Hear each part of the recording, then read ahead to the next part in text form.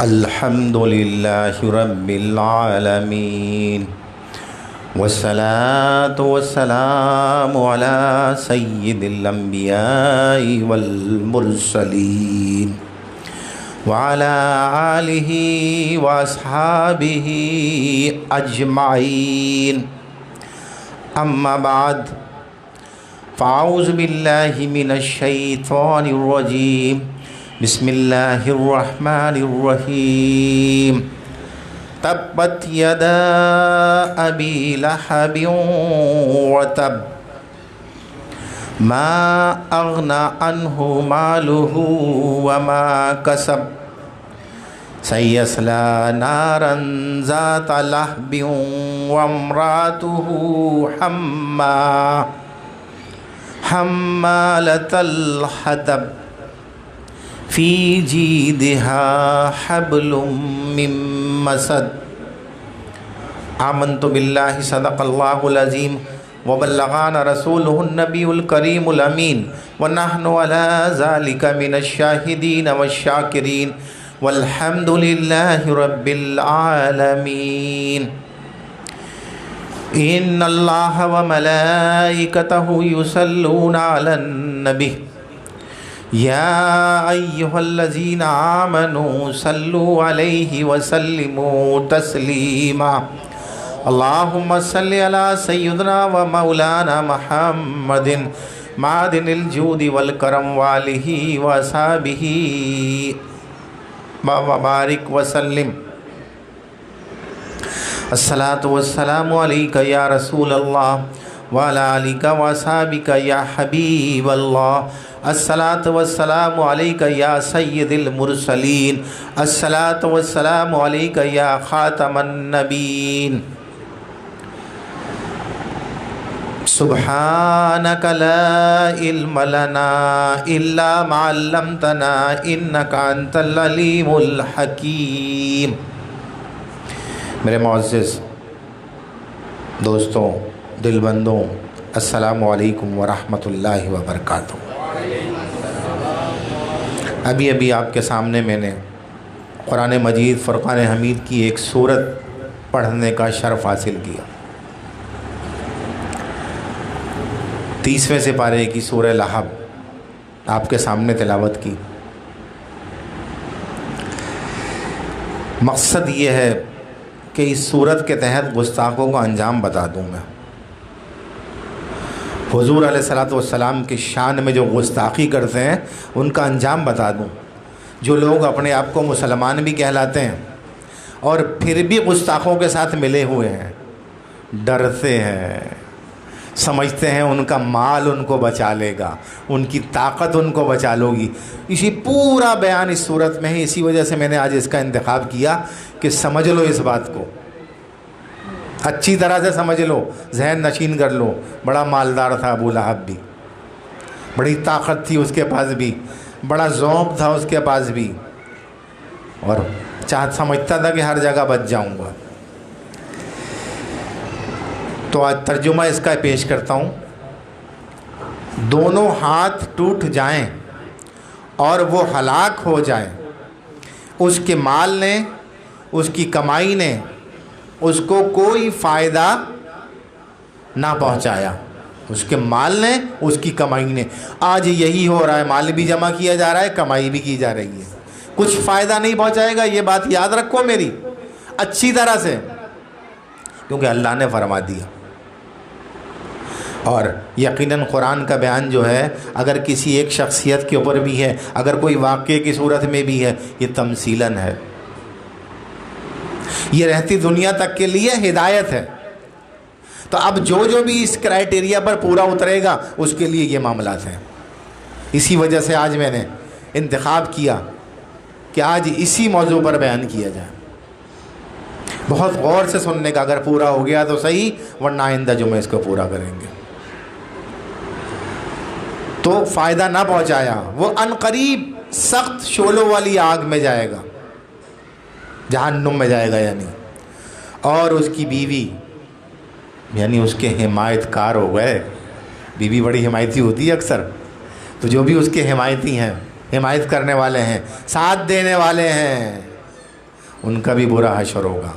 اس کی بیوی بھی جو کہ لکڑیوں کا گٹھا سر پہ، یقینی اعمال کا بوجھ اٹھائے ہوئے، بد اعمال کا بوجھ اٹھائے ہوئے سر پہ گھومتی ہے۔ وہ تو سرکار سے دشمنی میں کھاڑدار کانٹے، یہ تو اس سے بھی بدتر چیز اٹھائے گھوم رہے ہیں آج کل، اندازہ نہیں ہو رہا ان کو۔ گھومتی ہے، اس کی گردن میں کھجور کی چھال کی بٹی ہوئی رسی، یعنی اسی سے اس کو موت آئے گی۔ یہ اپنے گلے میں خود ہی پھندا ڈال لیا ہے۔ جو عقل والے ہیں وہ سمجھ جائیں گے، اور جن کو ہدایت نہیں ہے تو ان کی عقل ہی گم ہو گئی۔ اللہ جب کسی سے دین لیتا ہے، درود شریف پڑھیے،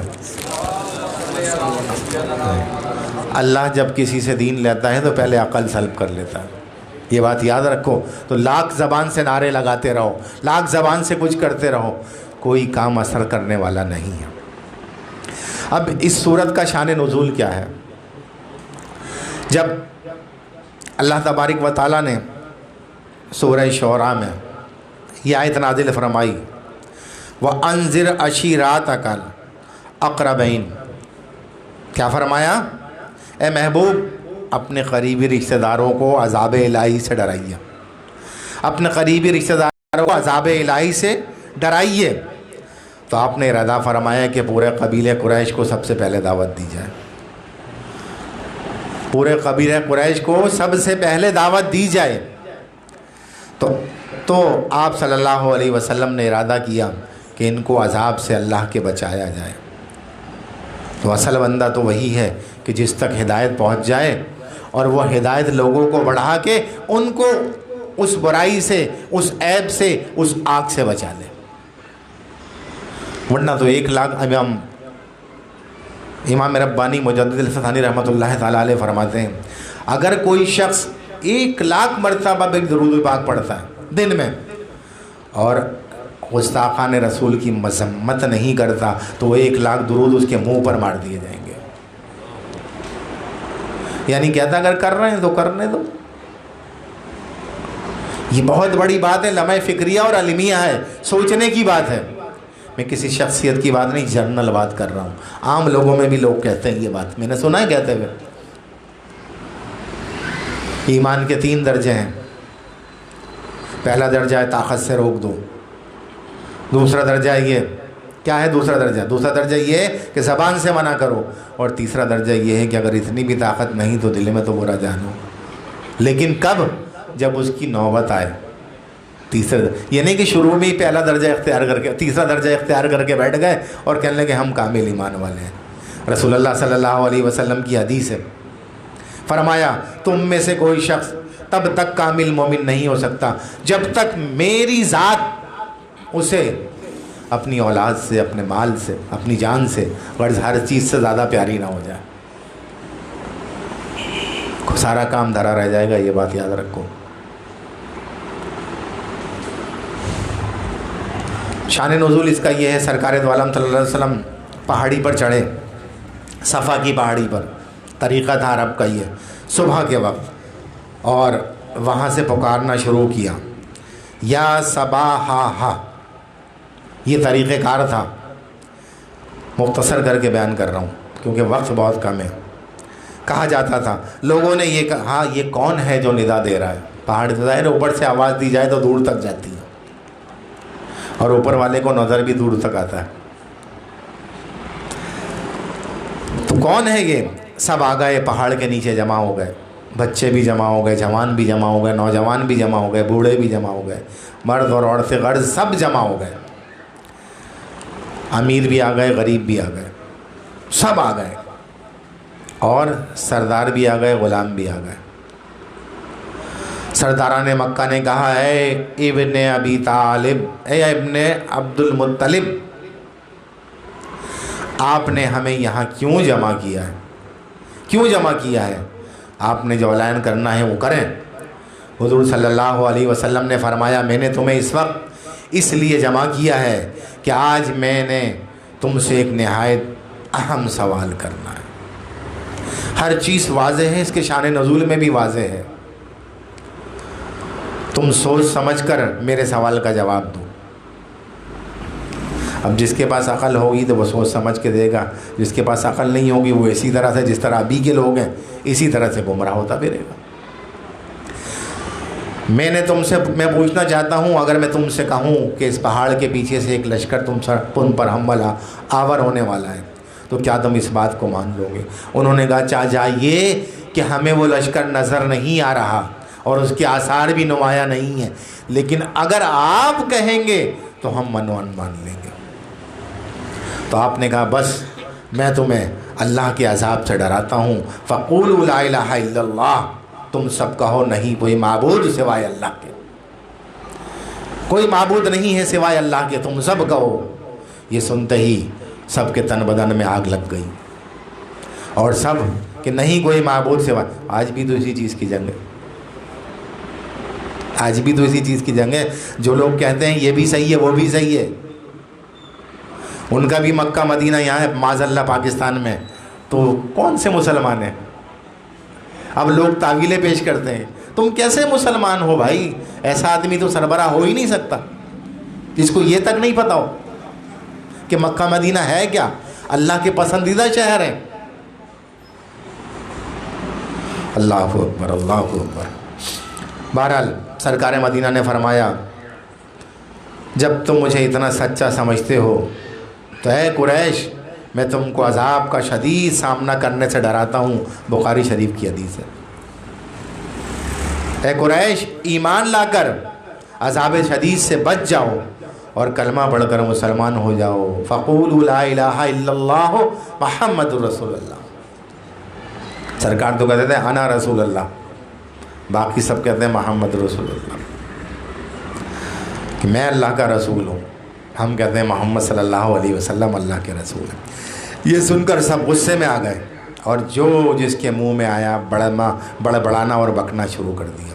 آج پاکستان کی تاریخ اٹھا کر دیکھو، 100 سے اوپر بلکہ 200 کے قریب کیس ایسے ہیں جو گستاخان رسول کے، ان کو سزائیں ہو چکی ہیں اور سزائیں نہیں دی گئیں مختلف عدالتوں سے، ججز نے باقاعدہ ایسے ایسے شاتم رسول ہو، تو جو نہیں دی گئیں، جنہوں نے اپنا کام کر دیا سنا دی سزائیں، وہ تو مبرہ ہو گئے، جنہوں نے امپلیمنٹ نہیں ہونے دیا تو وہ نام و نہاد مسلمان ہیں، وہ مسلمان نہیں ہیں۔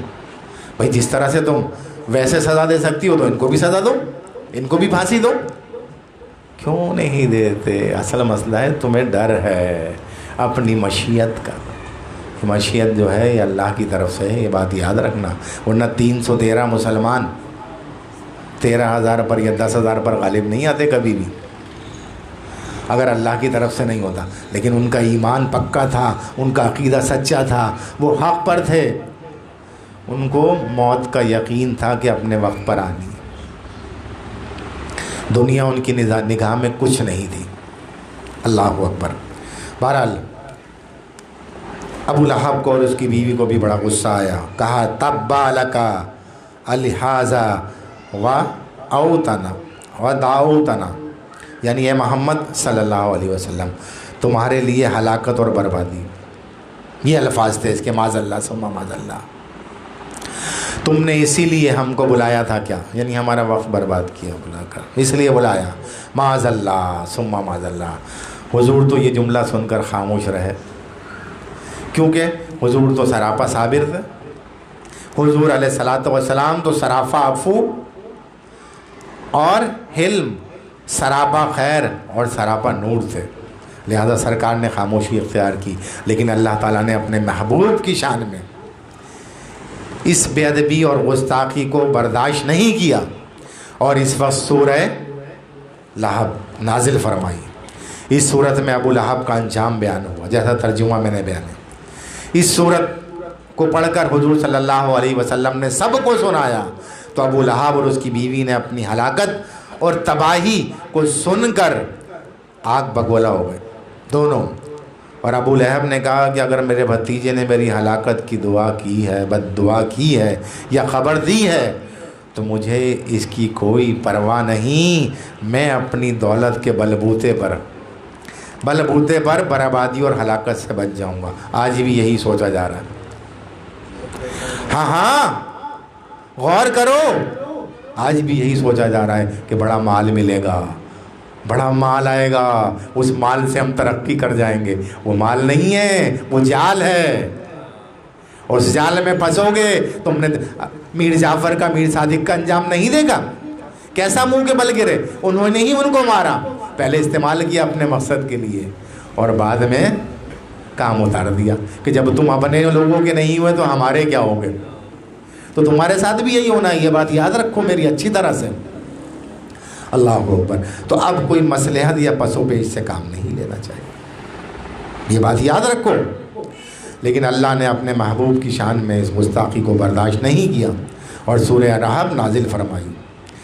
اس نے تو یہ کہہ دیا کہ میں بچ جاؤں گا، اور اس کی بیوی ام جمیل کو تو بڑی ہی جو لگی، اس نے ایک بڑا پتھر اٹھایا اور پورے مکے میں گھومتی پھرتی تھی کہ جہاں بھی محمد صلی اللہ علیہ وسلم، ہم تو محمد صلی اللہ علیہ وسلم کہتے ہیں تعریف کیے گئے، وہ کہتے تھے مزمم معاذ اللہ ثم معاذ اللہ۔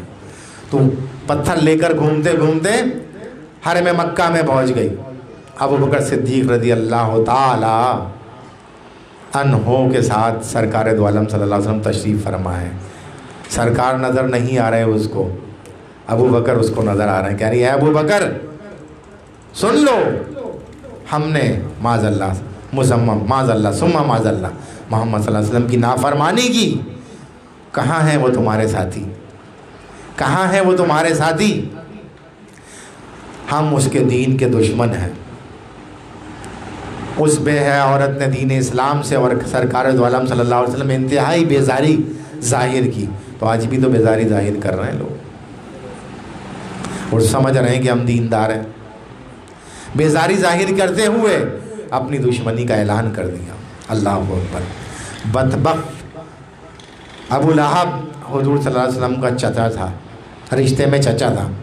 ابو جہل کا کوئی رشتہ نہیں ہے سرکار سے، ابو لہب چچا تھا، لوگ ابو جہل کو چچا کہہ دیتے ہیں، ابو جہل کا کوئی رشتہ نہیں ہے سرکار دو عالم صلی اللہ علیہ وسلم، لیکن آپ کا سخت ترین دشمن تھا، بت کا پجاری تھا، بغض سرکار سے بغض اور عداوت رکھتا تھا، ایذا اور استہزاء رسول میں سب سے آگے تھا۔ ابو لہب کا نام عبد العزیٰ تھا، یعنی عزیٰ کا بندہ، عزیٰ بت کا نام ہے، لات مناتا اور عزیٰ یہ بت تھے، مشہور بت تھے، کفار ان کی پوجا کرتے تھے، ابو لہب بھی پوجا کرتا تھا، اسی نسبت سے اس کا نام عبد العزیٰ تھا۔ چونکہ اس کا چہرہ سرخ تھا تو چہرے پہ جا کر دھوکہ نہ کھا جانا، چہرے میں ایسے ایسے ہندو دکھا دوں کہ آپ دیکھ کر یار کتنا سفید چہرہ، یار کیسی سفید داڑھی، تو یہ بات یاد رکھو، چہرے سے دھوکہ نہ کھا جانا۔ تو بھی تو شیطان نجدی بن کر آیا تھا، شیخ نجدی بن کر شیطان، اس کا چہرہ بھی تو بڑا چمکدار تھا۔ تو ابو لہب کیونکہ اس کا چہرہ بڑا چمکدار اور شعلے کی طرح تھا، تو اس وجہ سے اس کو ابو لہب کہا جاتا تھا، یعنی خوبصورت رنگ تھا اس کا، سرخ و سفید تھا، ظاہر اور باطن میں فرق تھا، تو جس کے ظاہر اور باطن میں فرق ہو وہی مصلحت کا شکار ہوتا ہے، یہ بات یاد رکھو، فرق تھا۔ اللہ اکبر۔ اور شعلے کو کہتے ہیں لہب عربی زبان میں۔ حضرت عبد المطلب چونکہ اس اپنے قبیلے بنی ہاشم کے سردار تھے، کعبہ کے متولی تھے، ان کی وفات کے بعد حضرت ابو طالب اور ابو لہب کے پاس سرداری آئی۔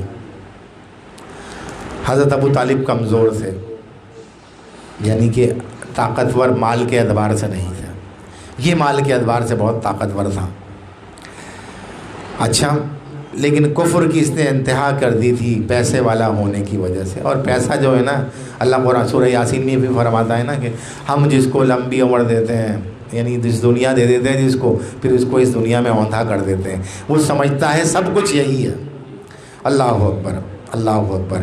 سرکار دو عالم صلی اللہ تعالیٰ علیہ وسلم نے یہ طریقہ کار اختیار کیا کہ جو بھی قافلہ آتا، جو بھی میلہ لگتا، جو بھی بازار لگتا، آپ وہاں جاتے اور لوگوں کو اللہ کے عذاب سے بچاتے اور توحید باری کی دعوت دیتے۔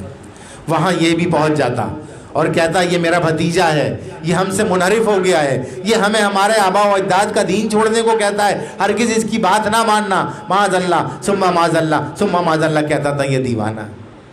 لیکن سرکار اپنے کام میں لگے رہے، سرکار کو کیا تھا، چھوڑ دیتے، کیا ضرورت ہے بھائی، میں نے تو اپنا کام کر دیا، بس ہو گیا۔ لیکن مسلسل سرکار لگے رہے اپنے مشن میں، جو مشن آج بھی چل رہا ہے وہی مشن سرکار کا، اس میں لگے رہے۔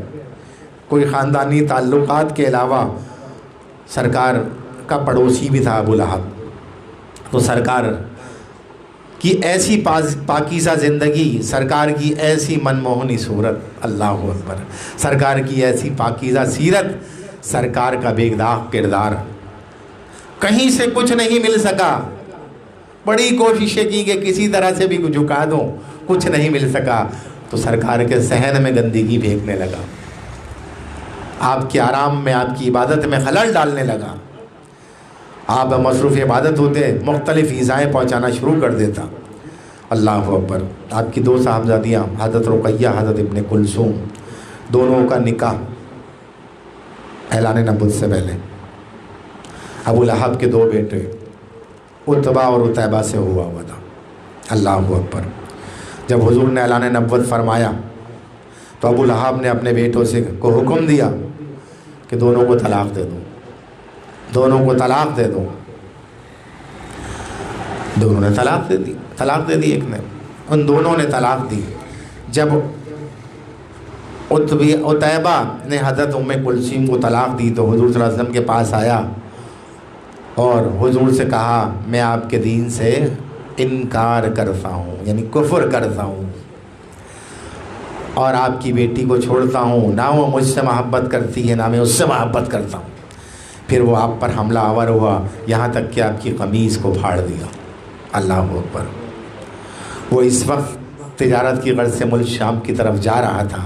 حضور صلی اللہ علیہ وسلم نے اللہ سے دعا کی، ہاں اے اللہ، میں تجھ سے سوال کرتا ہوں تو اس کے اوپر اپنے کتوں میں سے ایک کتا مسلط کر دے۔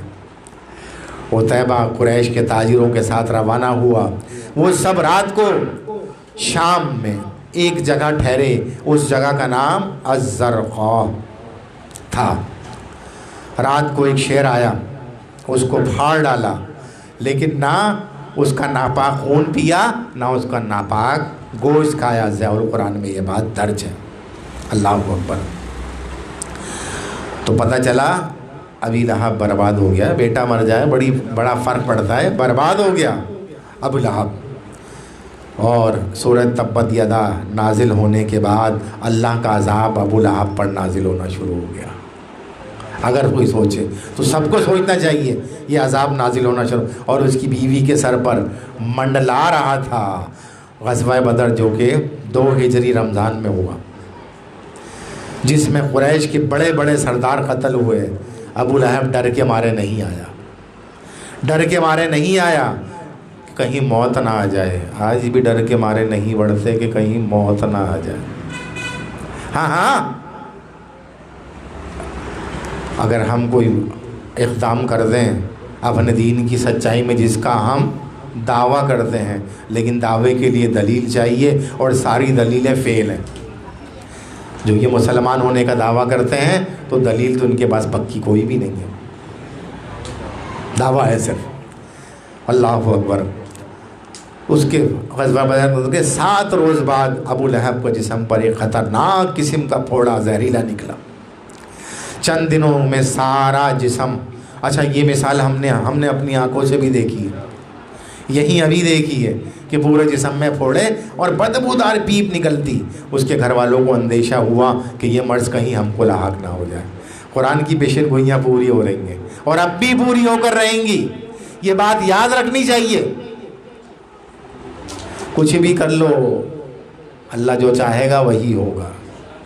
بس بات دراصل یہ ہے کہ جب اللہ ناراض ہوتا ہے اپنے بندوں سے، کہتا ہوں استغفار کرو، اس کی رحمت مانگو، جہنم سے نجات کا پروانہ چاہو، اس کے حضور لمبے سجدے کرو، کتے کوے کی طرح ٹھونگے نہ مارو۔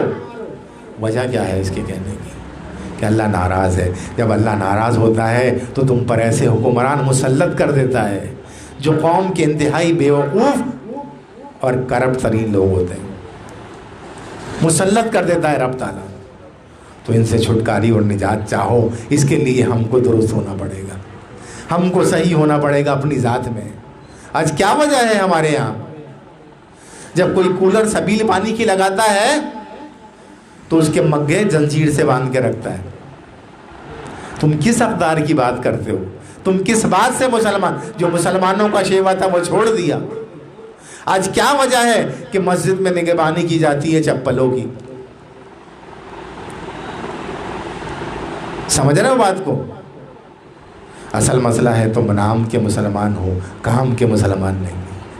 تم نے اپنی ذات میں اسلام کو نافذ ہی نہیں کیا. نافذ کیا ہوتا تو آج کسی کی یہ ہمت ہی نہیں ہوتی.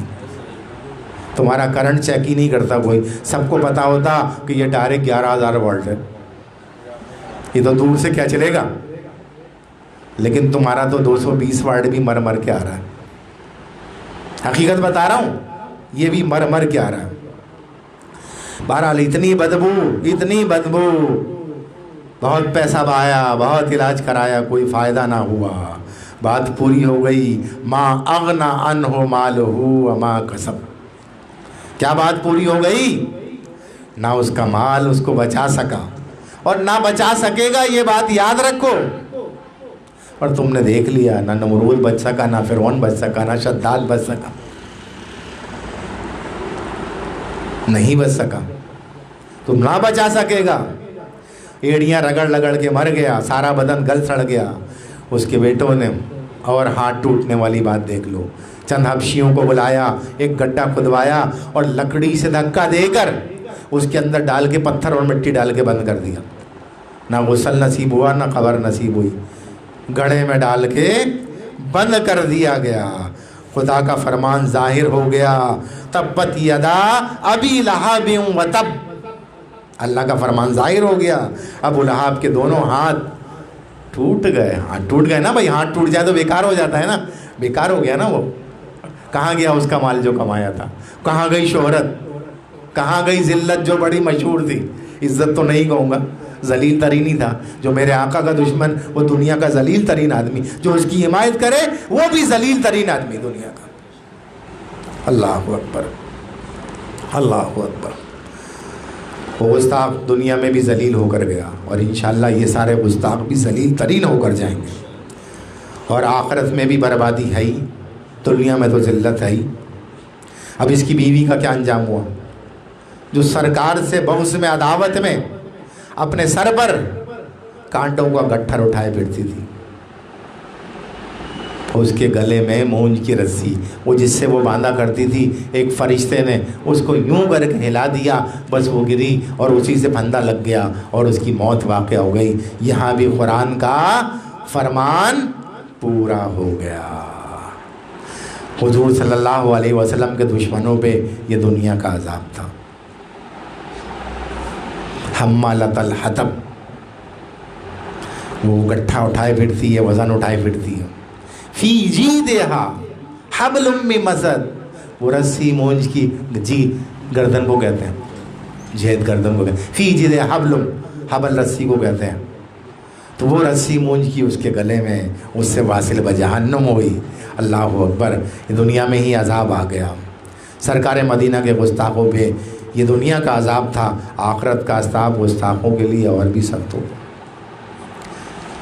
کہتے ہیں نا, اعلیٰ حضرت کیا فرماتے ہیں, تو گھٹانے سے کسی کے نہ گھٹا ہے نہ گھٹے, جب بڑھائے تجھے اللہ تیرا, جب بجائے بڑھائے تجھے اللہ تیرا. عقل ہوتی تو خدا سے نہ لڑائی لیتے, عقل ہوتی تو نہ خدا سے لڑائی لیتے. وہی نعرہ لگا دیا ریاست مدینہ کا, جاہل. یہ گھٹائیں اسے منظور بڑھانا تیرا. ورفعنا لک ذکرک کا ہے سایہ تجھ پر, بول بالا ہے تیرا, ذکر ہے اونچا تیرا. مٹ گئے مٹتے ہیں, مٹ جائیں گے اے اعدا تیرے. آدھا نہیں, اعدا دشمن. اللہ اکبر. نہ مٹا ہے نہ مٹے گا کبھی چرچا تیرا. اللہ اکبر. हुजूर सल्लल्लाहु ताला अलैहि वसल्लम तो अल्लाह के महबूब हैं, आपकी शान में बेअदबी, गुस्ताखी, ज़बान दराज़ी अल्लाह कैसे बर्दाश्त कर सकता है। ये वो अजीम हस्ती हैं कि हज़रत जुनैद बगदादी और बयाज़िद बस्तामी भी जब आपकी बारगाह में जाते हैं तो सांस रोक कर खड़े होते हैं। ये अदब है सरकार का कि ज़ाहिर है इनकी सांसों के ज़रिए भी अल्लाह का ज़िक्र जारी होता है। इज़्ज़त बुखारी साहब कहते हैं, अदब गाइस्त ज़ेर आसमां अज अर्श नाजुक तर, नफ्स गुम करदा मी आयत जुनैद और बायजीद ईजा। इसी शिक्कों का है, अल्लाह रहम फरमाए हम सब। सूरह तब्बत यदा को पढ़ने के बाद अंदाज़ा लगाया जा सकता है कि बारगाह रिसालत में गुस्ताखी से गज़ब खुदाबंदी के शोले किस तरह भड़कते हैं। वक्त करीब आ रहा है और मेरा दिल और बढ़ता जा रहा है कि और करूं और बयान करूं, लेकिन ये वक्त करीब आता चला जा रहा है। अल्लाहु अकबर, अल्लाहु अकबर। तरह भड़कते हैं और गज़ब इलाही की ऐसी बिजली कूदेगी जो जलाकर भस्म कर देगी। ये बात याद रखो, फिर तुम्हारे इदारे, तुम्हारे मामलात, तुम्हारा माल, तुम्हारी दौलत, तुम्हारा किया हुआ काम सब बर्बाद हो जाएगा।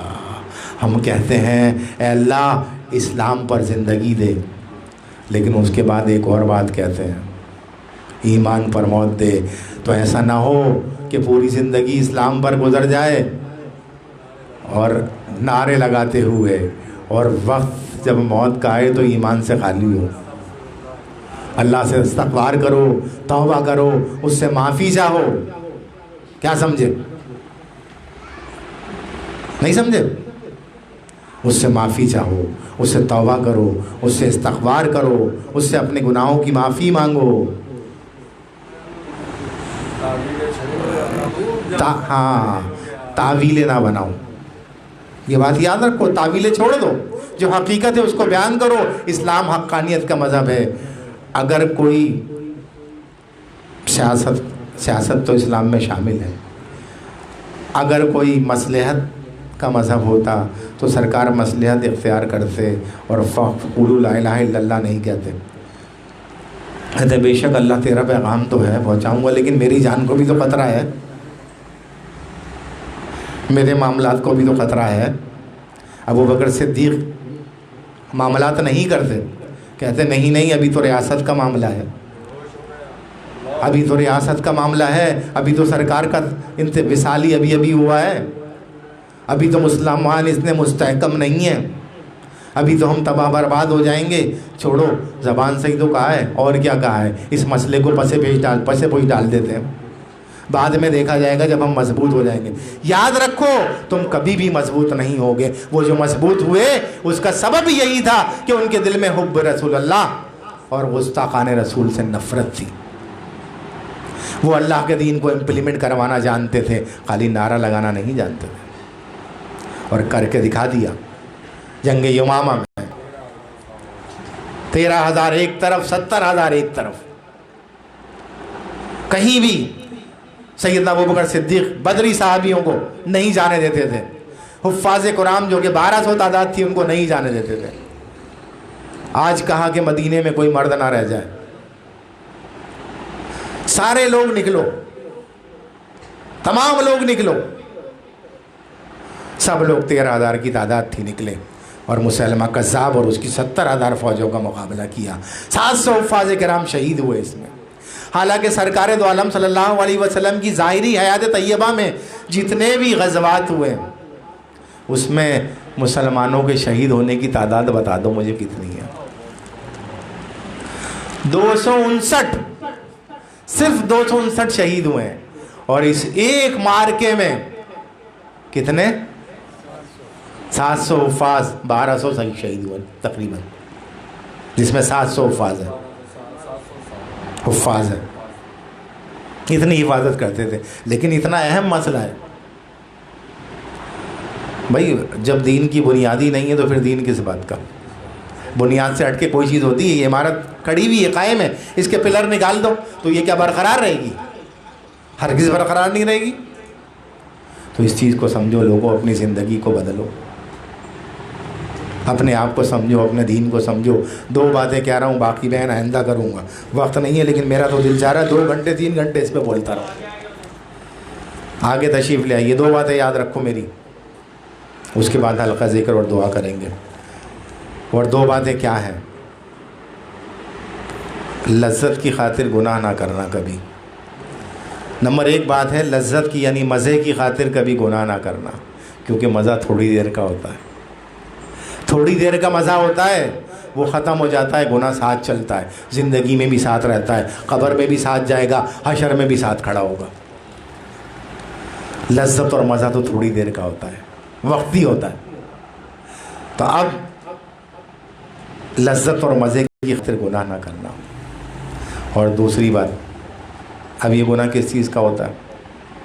آنکھوں کا بھی ہوتا ہے، منہ کا بھی ہوتا ہے، کانوں کا بھی ہوتا ہے، ہاتھوں کا بھی ہوتا ہے۔ روزہ اسی چیز کی دعوت تو دیتا ہے۔ آئندہ بیان کروں گا انشاءاللہ زندگی بخیر۔ تو کبھی بھی لذت کی خاطر گناہ نہ کرنا، وہ ساتھ رہے گا، مزہ ختم ہو جائے گا۔ نمبر 2، مشقت کی خاطر نیکی نہ چھوڑنا، مشقت کے خوف سے نیکی نہ چھوڑنا۔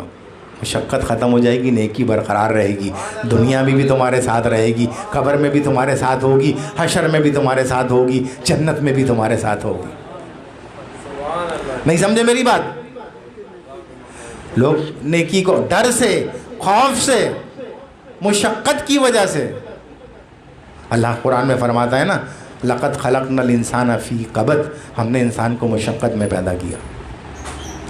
تو یہ مشقت تو ہے، تہجد میں مشقت ہے، لیکن اللہ کہتا ہے ان قریب وہ بندے دنیا کی مشقت کو اتار کے میرے پاس چلے آئیں گے۔ وہ بندے کون ہیں؟ یا ایھا النفس المطمئنہ ارجعی الی ربکی راضیۃ مرضیہ فادخلی فی عبادی وادخلی جنتی۔